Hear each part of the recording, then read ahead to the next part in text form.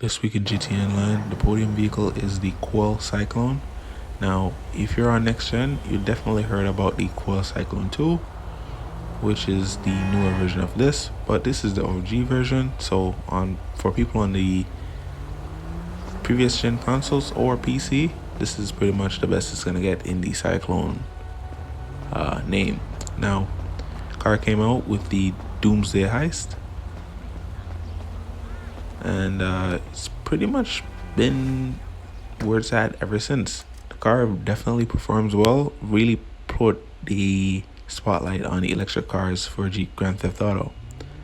Now, the interior is a bit controversial. I don't like how Rockstar did it. They made some mistakes with the car. I will point out one on the exterior, but for the interior, as you can see, there's 2 RPM gauges instead of battery voltage gauges. You know, kind of nitpicky. And if you look around the car, you can definitely tell that there's an exhaust on the back of the car, which is just strange. But anyway, let's take this car for a drive. And this thing is worth spinning the wheel for this week in GT Online. So as a person that owns both editions of this car, they are completely different. Now, the Coil Cyclone, which is the one that we're looking at right now, is the easier to drive of the two.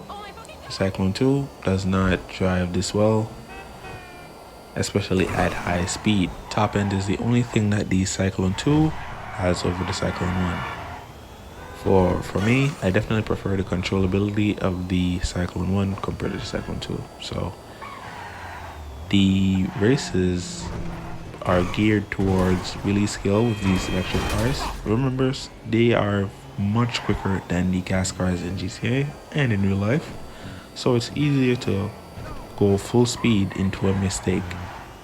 So definitely keep that in mind if you are a newer level and you've never driven one of these. It's much more precise. I do recommend braking or releasing off the accelerator right before a turn, and definitely doing both of those depending on how sharp the turn is.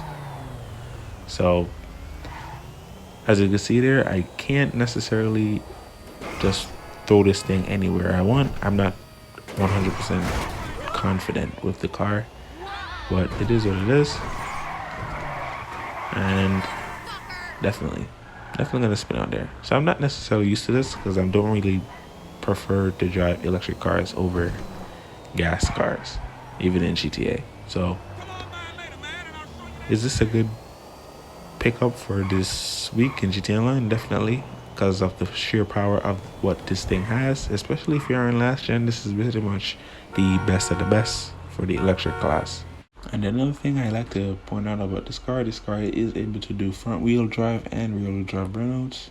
That's how you trigger a regular burnout. It's for the rear wheel drive, and then holding the handbrake and the gas will trigger a front wheel drive burnout. So regular burnout,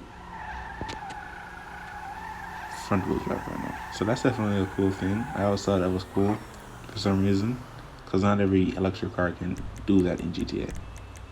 None of the doors open, none of the trunk or the front opens. So yeah, that's pretty much it for the video, guys. Definitely pick this thing up. Thank you so much for watching.